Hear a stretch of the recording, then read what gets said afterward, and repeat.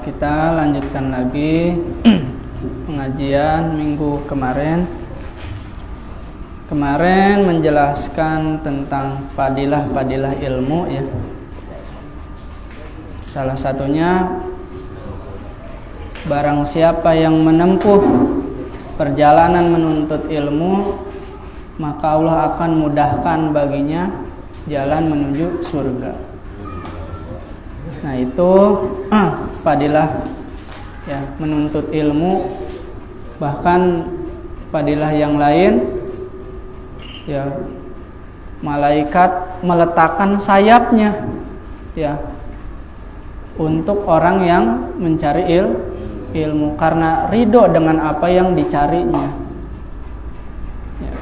Meletakkan sayapnya teh ya, secara hakikat mah memang sayapnya itu diletakkan lalu diinjak oleh orang yang menuntut ilmu. Itu makna hakikat. Ada makna majaz. Yang makna majaz mah, malaikat itu maksudnya tawadu, rendah hati kepada orang yang menuntut ilmu. Nah itu fadilah-fadilah menuntut ilmu itu akan didapatkan bagi orang yang ikhlas dalam mencari ilmunya ya. Ya, dimudahkan masuk surga itu teh didapatkan bagi orang yang ikhlas menuntut ilmunya. Bagaimana kalau menuntut ilmunya tidak ikhlas ya, menuntut ilmunya bukan karena Allah? Nah, di sini dijelaskan ya. Dijelaskan bahwa orang yang menuntut ilmunya tidak ikhlas ya, yuhramu Allah Ta'ala urufal jannah jinannya. Allah akan menghalangi dari mencium bau surga. Tuh. Jadi kalau orang menuntut ilmunya tidak ikhlas, maka Allah akan menghalanginya dari mencium bau surga. Berarti nggak masuk surga berarti ya, kecuali diampuni oleh Allah. Nah itu bahayanya kalau menuntut ilmu tidak ikhlas. Tapi kalau ikhlas mah tadi sahalallah lahu thariqan ilal jannah, Allah akan mudahkan baginya untuk masuk surga. Kalau apa? Kalau ikhlas. Kalau tidak ikhlas, jangankan masuk surga ya, mencium bau surga pun oleh Allah tidak dikasih. Nah,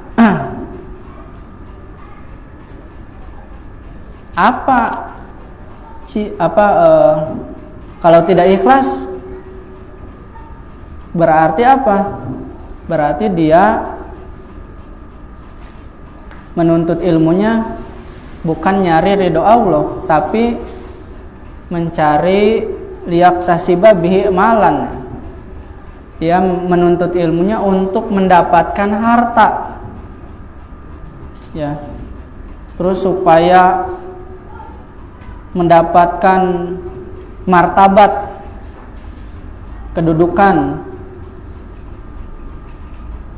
ya, supaya izan, supaya dimuliakan oleh teman-temannya, wahtiroman, dan dimuliakan ya, izan, supaya dihormati oleh teman-temannya, oleh orang lain. Nah kalau menuntut ilmunya supaya orang lain menghormati kita ataupun apa,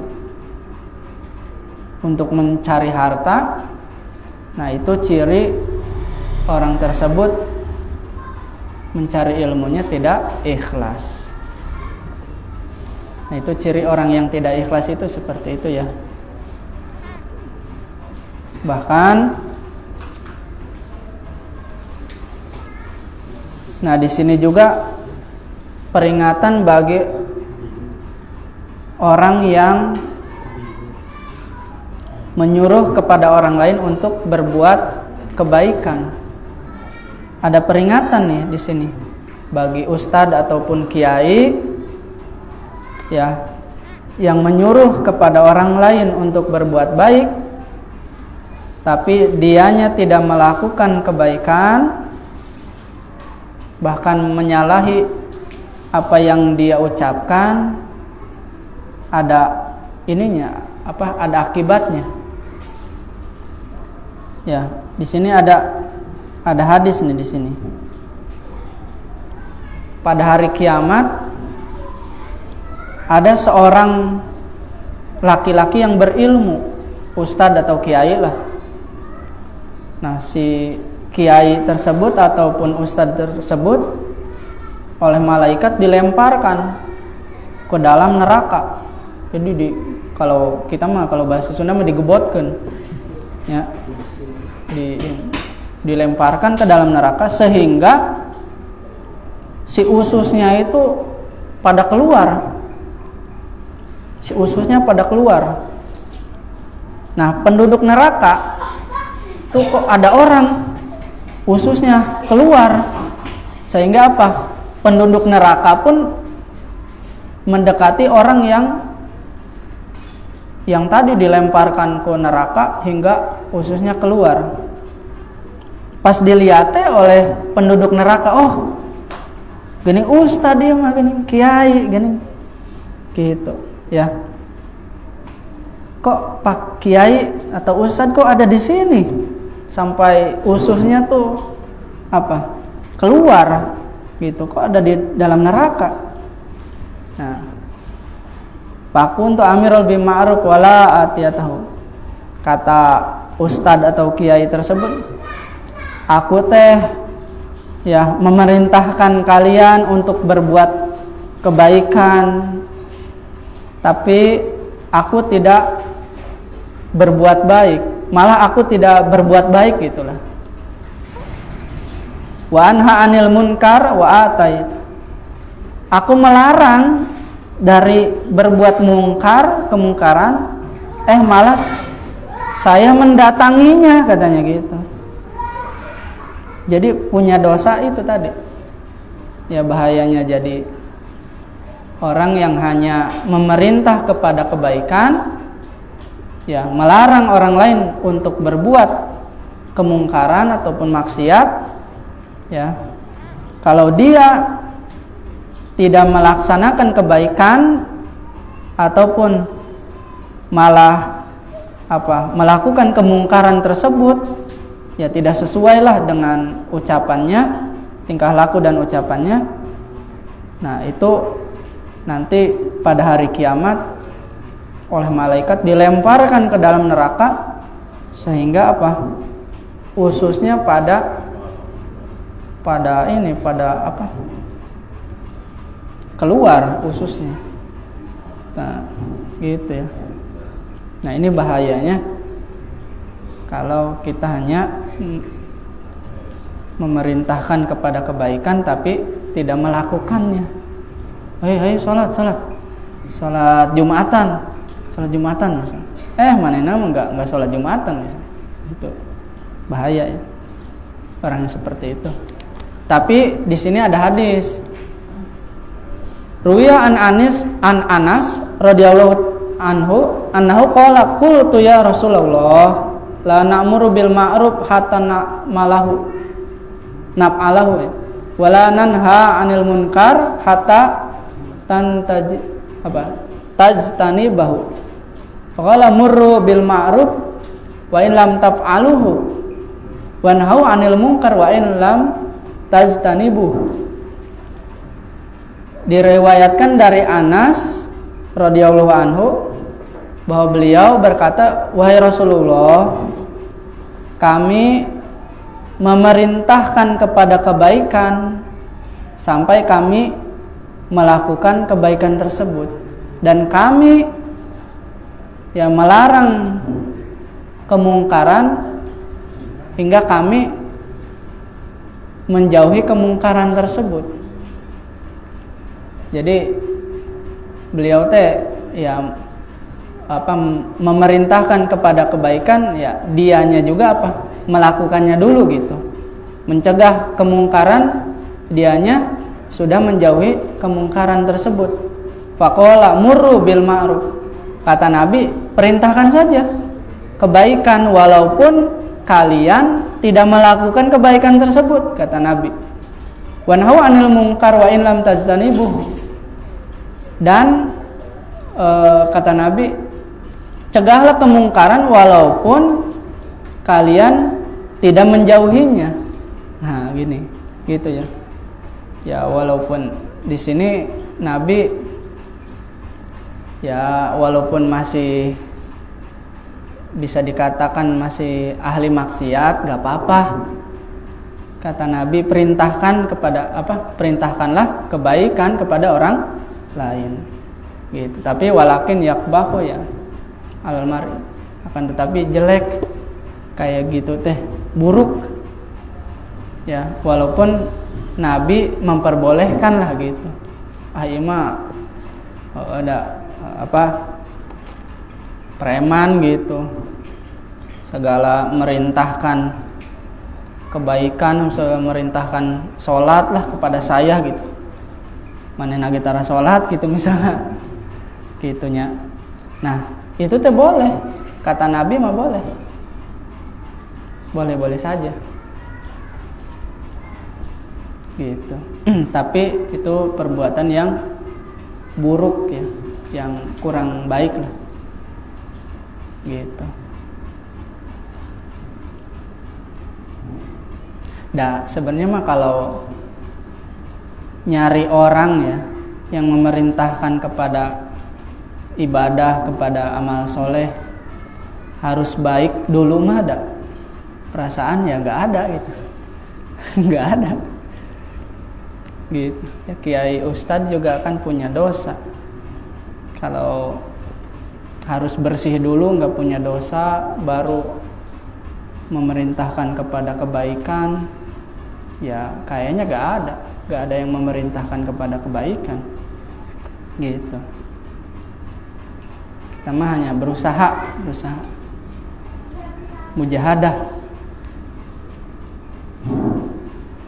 Nah itu.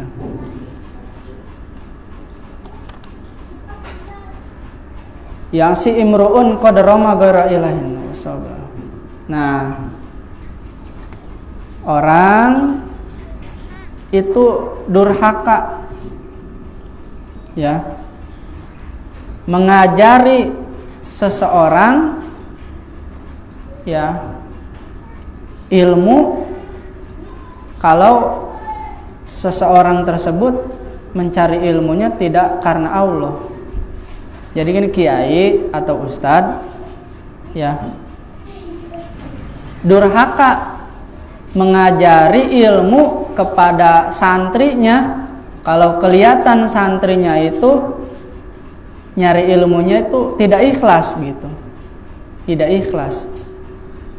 Mencari ilmunya itu bukan karena Allah. Durhaka itu. Kalau ketahuan santri itu tidak ikhlas.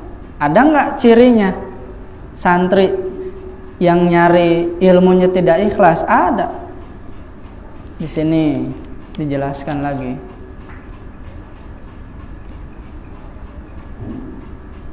Coba gini, kalau kita jualan apa? Jualan pedang ataupun pisau lah, pisau. Kepada siapa? Kepada begal. Kepada begal. Kang, jualan pisau? Iya, jualan pisau. Saya beli tuh satu. Oh, buat apa? Itu buat ngebegal itu. Nanti malam. Nah, sama kita dijual itu pisau itu. Terus lalu orang tersebut ngebegal ya, sampai membunuh orang. Kita pun yang jualan itu dapat dosa itu. Gitu. Sama orang ya, kiai ustadz mengajari ilmu kepada santrinya yang tidak ikhlas ya, nyari ilmu tidak ikhlas itu apa tadi? supaya dihormati oleh orang lain, nyari ilmunya teh supaya nanti udah dapat ilmu mencari harta gitu ya. Nah itu durhaka itu siapa, kiai atau ustadz tersebut. Nah ada gak cirinya santri yang tidak ikhlas? Ada, di sini dijelaskan.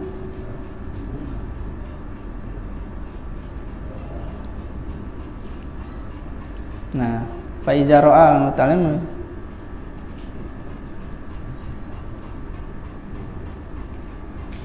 Nah, ini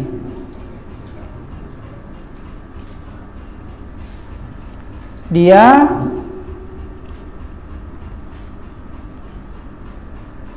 menyibukkan diri mencari ilmu yang hukumnya fardu kifayah terlebih dahulu dibandingkan ilmu yang hukumnya fardu ain. Jadi si santri itu lebih mendahulukan apa? Mencari ilmu yang hukumnya fardu kifayah terlebih dahulu dibandingkan fardu ain. Kalau fardu ain mah seperti ilmu tauhid, ilmu fikih, ilmu tasawuf. Kalau fardu kifayah kan nahwi wa sorfi wal ma'ani wa tibi. Nah fardu kifayah mah seperti ilmu nahu, ilmu sorof, ilmu ma'ani, ilmu kedokteran ya. Nah ini santri teh kalau diajak ngaji tauhid mah gak mau ini teh. Ngaji fikih mah gak mau. Ngaji apa? Tasawuf mah gak mau. Kalau suruh ngaji apa? Nahu, sorot mah panggetolna gitu. Ya, ini udah ciri tuh. Santri tersebut tidak ikhlas mencari ilmunya karena dia mendahulukan ilmu yang hukumnya fardu kifayah dibandingkan fardu ain. Gitu. Wah, nahu sorot tapi ngolotok. Ya, hafal bait-bait alfiyah semuanya, tapi pas diajak ngaji tauhid fikih tasawuf nggak mau. Nah itu yang keduanya, ciri santri yang tidak ikhlas, ija tarokal sholat jamaatan min ghairi ujrin, meninggalkan sholat berjamaah tanpa ada uzur. Ya, kalmatorin seperti hujan. Nah, ujur sholat teh ketika ada hujan. Meninggalkan sholat berjamaah. Nah, ini mah santri, ini mah sholatnya di kobong sorangan ya. Di kamar sorangan. Santri-santri yang lain mah apa? Sholat berjamaah di masjid. Ini mah sorangan Di mana? Di kamar, di kobong. Gak mau berjamaah. Nah, meninggalkan sholat berjamaah tanpa ada uzur. Uzur berjamaah contohnya seperti ada hujan ya. Padahal apa? Sholat berjamaah teh ya lebih afdol daripada sholat sendirian bisab'i wa isyrina darajatan, 27 derajat ya. Yang ketiganya wa kaza tarawih rawatib wa sunan ya. Yang ketiganya ciri santri yang tidak ikhlas yaitu meninggalkan sholat sunnah rawatib. Sholat sunnah rawatib itu apa? Qobliyah badiyah ya. Qobliyah badiyah. Nah, sholat qobliyah ditinggalkan, sholat badiyah ditinggalkan. Nah itu ciri ya. Ataupun sunnah yang hukumnya, sholat sunnah yang hukumnya muakkad seperti kaduha wal witri. seperti sholat duha dan witir. Nah, gitu. Meninggalkan apa tadi? Meninggalkan sholat rawatib, qobliyah, ba'diyah, atau meninggalkan sholat duha dan witir. Gitu. Sunnah teh kalau ibarat dagang mah apa? Itu teh laba, keuntungan. Ya, kalau hanya yang fardunya saja, ya itu mah ya udah kewajiban itu mah. Pokoknya emang wajib itu mah. Itu mah yang sunnah mah kan namanya sunnah mah gitu. Jika dilaksanakan apa? Dapat pahala. Jika ditinggalkan tidak disiksa. Tidak apa-apa. Nah itu sunnah mah apa? Keuntungannya. Kalau dagang mah labanya. Gitu.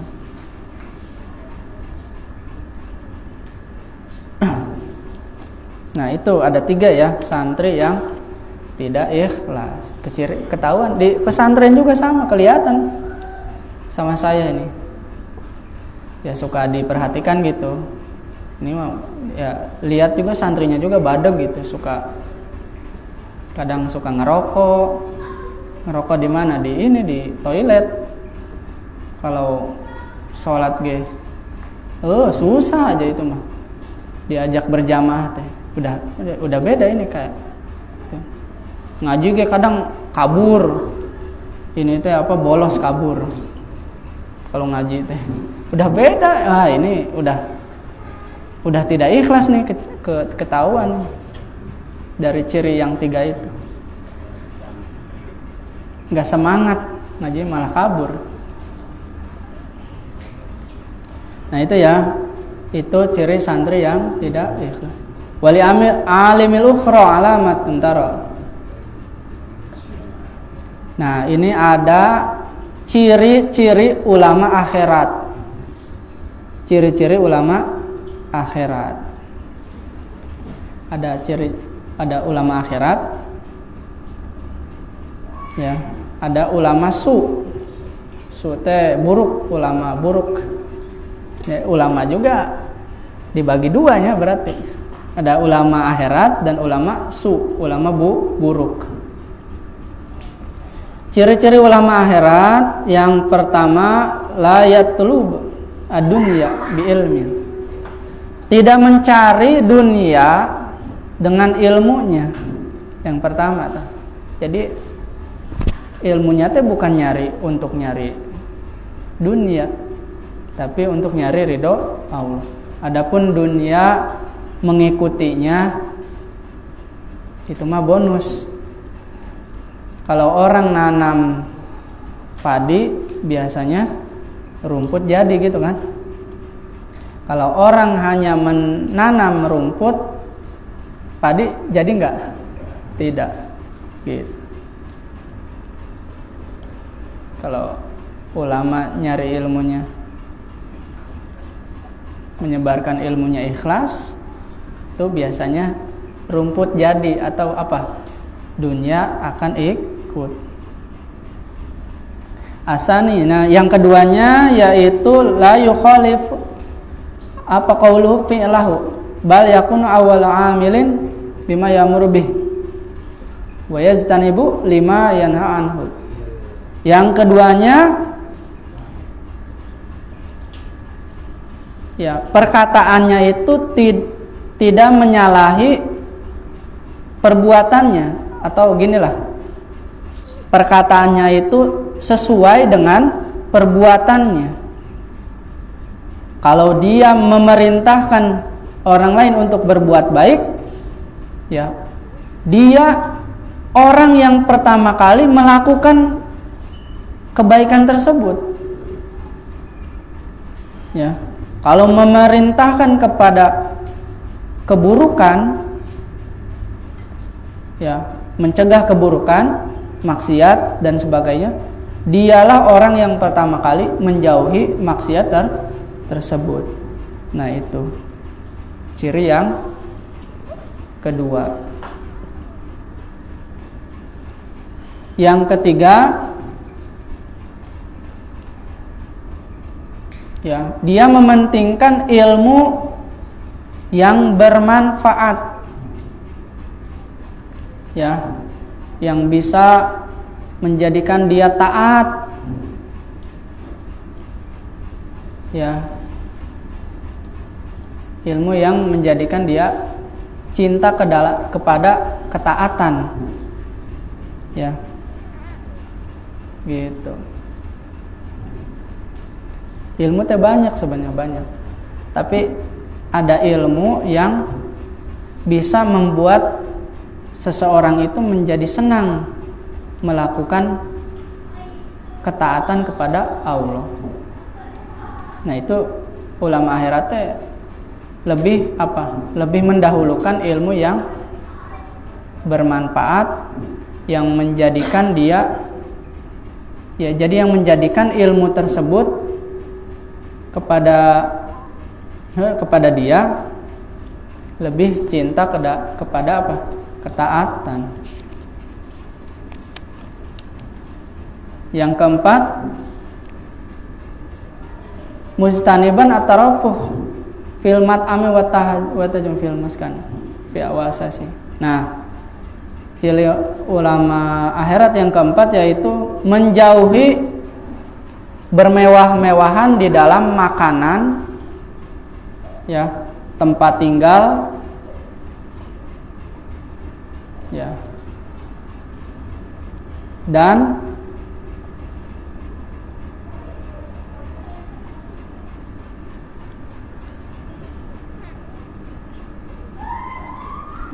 watajayun, ya, berhias di dalam pakaian. Jadi pakaiannya tidak terlalu mewah lah. Pakaiannya tidak terlalu mewah, tidak jelek juga gitu. Pertengahan lah gitu, pertengahan. Kira-kira pantas. Kan kita berpakaian itu kan niat awalnya itu apa? Menutupi aurat. Ya, adapun berhias itu mah bukan niat yang pertama, bukan maksud yang pertama. Maksud yang pertama kita berpakaian itu untuk menutup aurat. Nah, ulama akhirat mah gitu, ya, tidak makanannya juga sederhana, tempat tinggalnya pun sederhana. Guru saya gening rumahnya bagus misalnya, itu jangan-jangan bukan ulama akhirat, ya, jangan berburuk sangka juga. Jangan berburuk sangka juga. Di dalam surat Ad-Duha kan disebut fa amma bi ni'mati rabbika fahaddits. Adapun dengan nikmat Tuhanmu fahadis, maka ceritakanlah, nampakkanlah kepada orang lain, gitu. Tuh saya jadi kiai, jadi ustadz teh, ku Allah teh apa? Disayangi. Apa buktinya? Ini dikasih, ya, kasih kendaraan bagus, kasih rumah yang bagus, gitu. Jadi semuanya tergantung niat. Dan Nabi Sulaiman juga apa? Nabi yang kaya raya, ya, gitu. Intinya jangan berburuk sangka ketika apa? Ada kiai, ada ustadz yang hidupnya megah, bermegah-megahan, gitu. Walaupun di sini dijelaskan, ya, ciri ulama akhirat mah menjauhi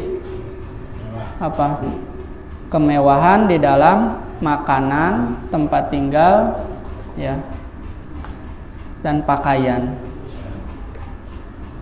Bahkan dia lebih cenderung kepada qanaah, ya, gitu.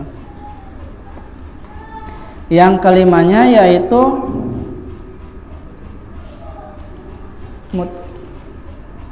mutaba'idan ani mukhalatati sultan, menjauhi dari bergaul dengan penguasa. Cara menjauhi bergaul dengan penguasa. Ya, presiden, terus apa? Bupati. Nah, lumayan ya, kalau dekat sama bupati kan meren aya cabutan ya, lumayan. Pesantren kan bisa disumbang gitu kan. Masya Allah. Nah, ciri ulama akhirat mah gitu. Khawatir kalau gaul dengan penguasa teh takut ya, toma di dalam dunianya ya, harta bendanya, takut toma teh apa? Pengen kayak gitu, kekayaan yang banyak dan sebagainya. Untungnya apa? Pengen dikasih nanti akhirnya. Lama akhirat mah gitu.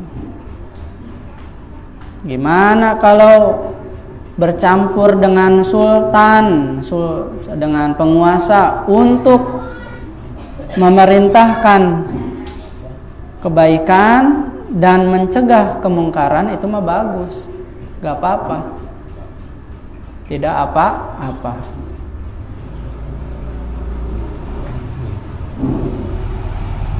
Yang keenamnya yaitu la yakun musari'an ilal fatawa,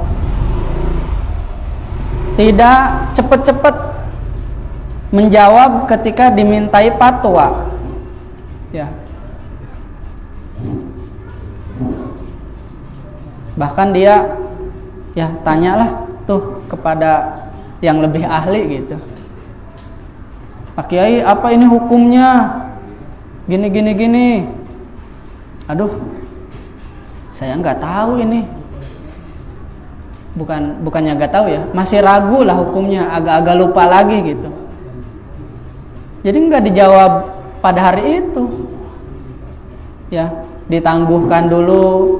Ini untuk hukum ini saya agak lupa lagi, tapi hukumnya ada di kitab anu misalnya. Di kitab ini saya mau buka dulu kitabnya. Nanti insya Allah pertemuan yang akan datang saya jelaskan, saya jawab hukumnya gitu. Kalau ulama akhirat mah enggak apa namanya itu, rarasaan mah haram dak gitu. Rarasaan mah makruh dak. Enggak gitu. Kalau masih ragu, dia di PR kan pertanyaannya ya, di PR kan, enggak cepet-cepet langsung jawab enggak. Karena apa? Ihtiyaton, karena hati-hati di dalam berfatwa.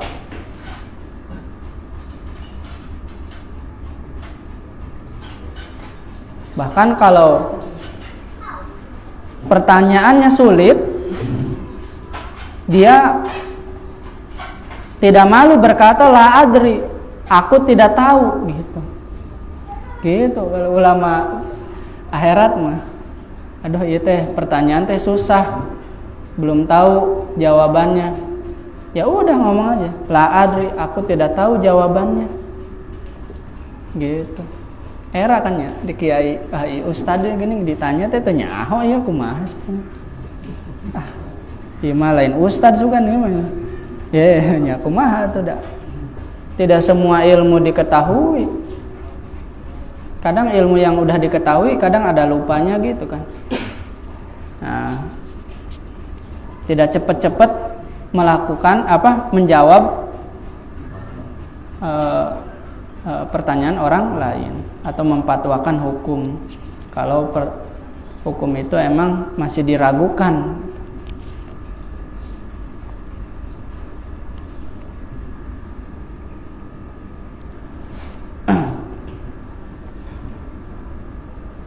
Minal ulumi al-ilm alladhi yanalu. Terus yang ketujuhnya yaitu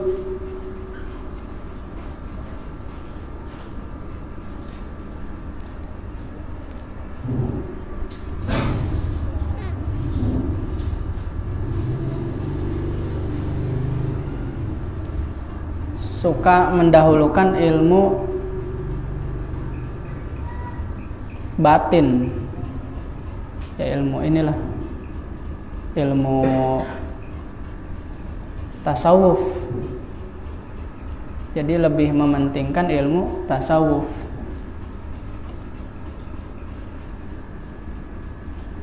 Gitu. Jadi yang dikaji itu kebanyakan tasawuf, ilmu tasawuf. Kalau ulama apa? Ulama akhirat mah.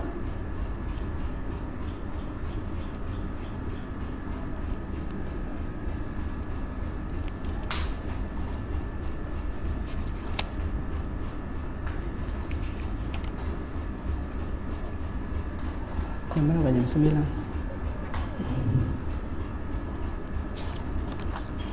Lanjut atau sudah? Hah?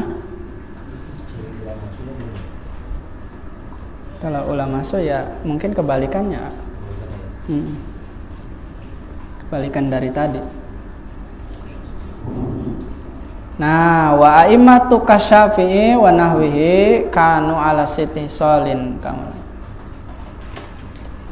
Ya, imam-imam seperti Imam Syafi'i dan selain Imam Syafi'i, mereka itu disifati dengan 6 perkara. Yang pertama juhud, tidak cinta dunia. Yang keduanya soleh. Yang ketiganya ibadah. Yang keempatnya ya memiliki ilmu yang bermanfaat untuk makhluk. Wa tafaqquh fi masalihil khalqi fid dunya. Ya, dia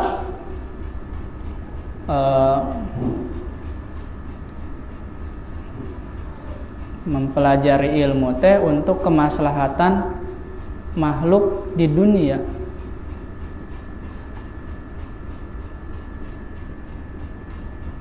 Dan bermaksud memahami ilmu agama untuk mencari ridhonya Allah.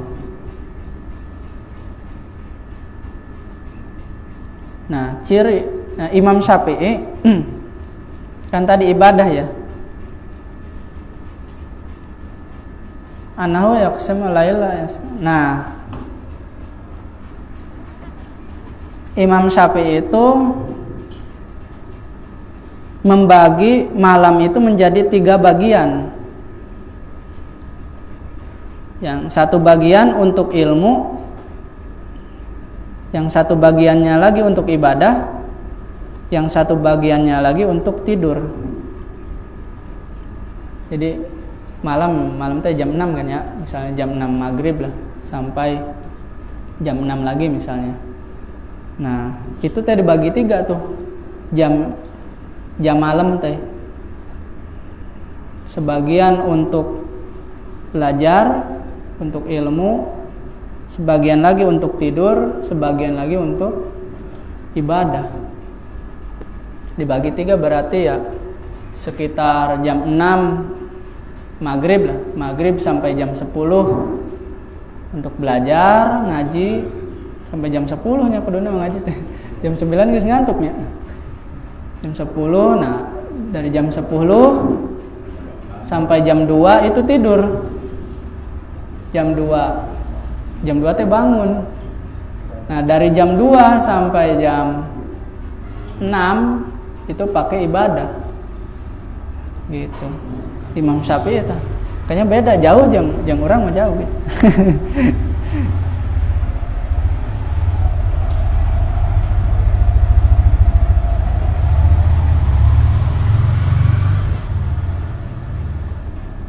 Ya.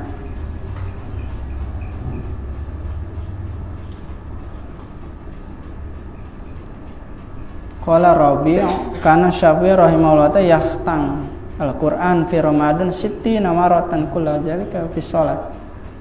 Masya Allah. Imam Syafi'i, kata Syekh Robi, beliau Imam Syafi'i itu menghatamkan Al-Quran di dalam bulan Ramadan sampai 60 kali. 60 kali coba. Di dalam bulan Ramadan teh 60 kali hatam Al-Quran teh. Kula zalika fi sholat. Masing-masing itu tuh di dalam sholat.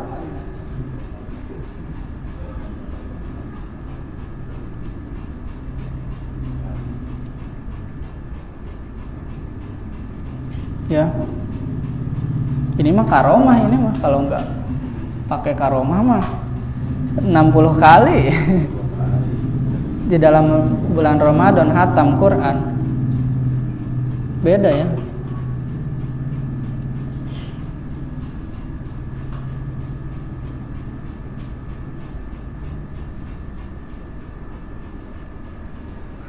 Masya Allah.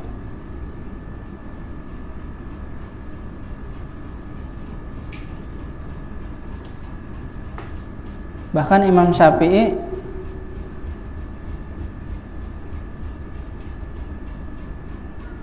ya, aku tidak pernah kenyang sejak situnya 16 tahun katanya. Kata Imam Syafi'i, aku tidak pernah merasakan kenyang ya sejak 16 tahun. Selama 16 tahun teh apa? Perutnya itu tidak pernah merasakan kenyang dengan makanan. Li'anna syab'a yasqalul badan, kata Imam Syafi'i, sesungguhnya kenyang itu memberatkan badan. Waqsil qabl, dan mengeraskan hati katanya. Dan menghilangkan kecerdasan serta menarik untuk tidur.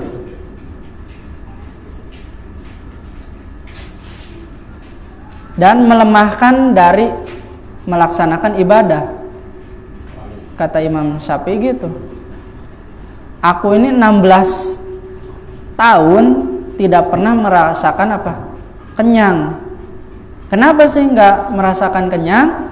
Karena kenyang itu memberatkan badan, mengeraskan hati, menghilangkan kecerdasan, menarik kepada tidur, dan melemahkan dari beribadah kepada Allah. Nah gitu ya. Makanya bisa dikatakan ya, kalau saya lihat foto-foto ulama dahulu, badannya itu pada kurus kayak gitu. pada kurus ya Allah cik. Gitu. Gimana kalau ada ulama yang badannya besar, ya kita berbaik sangka ya tetap. Bahkan wali juga ada yang perutnya buncit, itu ada. Ya, wali itu.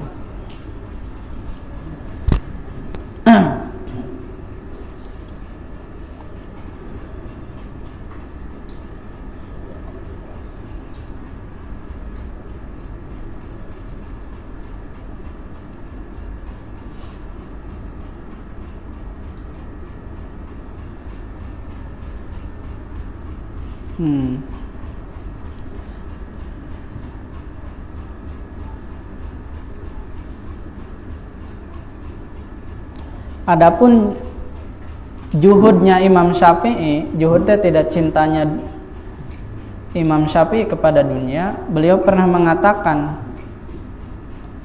barang siapa yang mengaku telah mengumpulkan antara cinta dunia dan cinta kepada Sang Pencipta di dalam hatinya, faqad kadzaba, maka dia telah dusta, katanya gitu.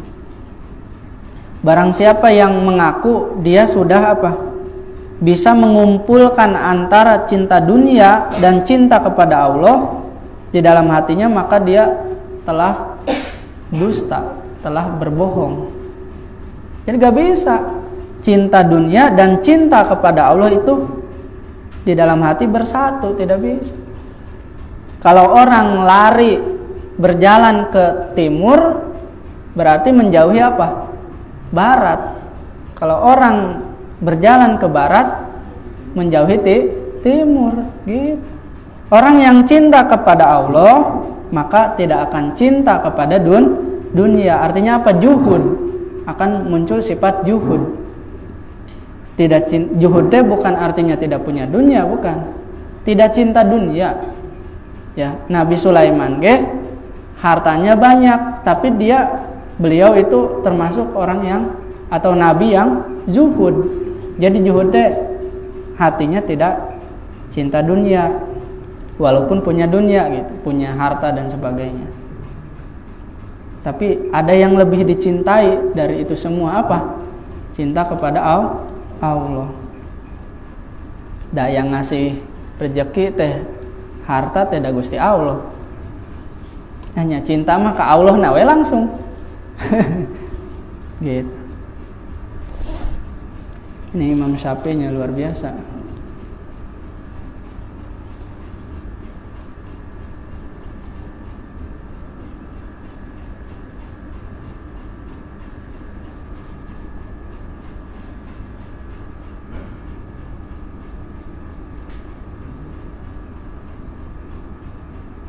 Nah, ini muridnya Imam Syafi'i,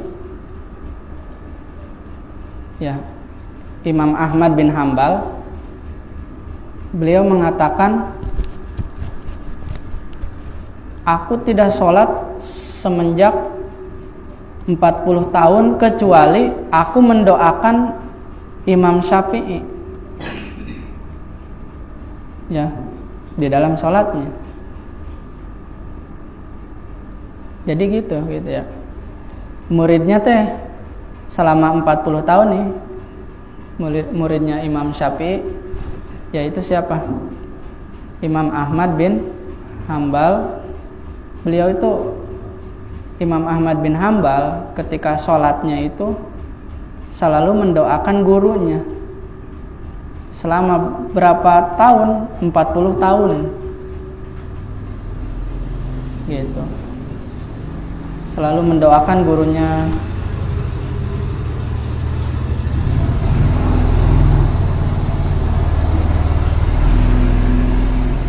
Wallahu a'lam bishawab.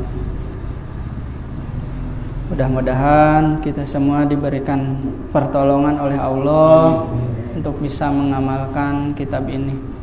Amin ya Allah ya Rabbal alamin. Subhanallah. Allahumma wa bihamdika asyhadu an la ilaha illa anta astaghfiruka wa atubu ilaik.